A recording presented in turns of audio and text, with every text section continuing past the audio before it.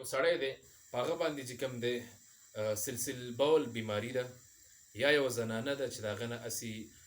بیماري یو خو ماهواري بیماري ده ګورې ښه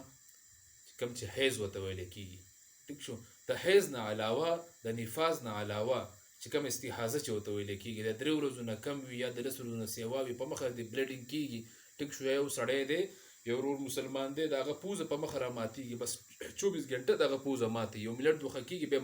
ماتېږي یا یو سړی دی په هغې باندې چې کوم تش میچازو بیماري ده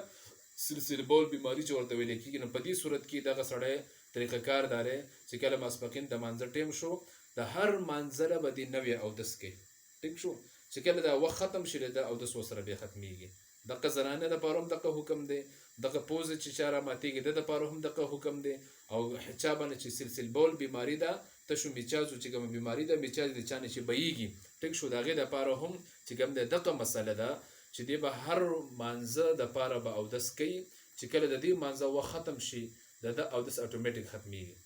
پوزه دې هم بهیږي میچاز دې هم بهیږي بلډینګ دې هم کېږي د ده اودس شته دی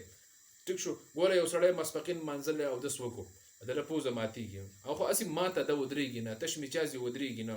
یا د چې کوم د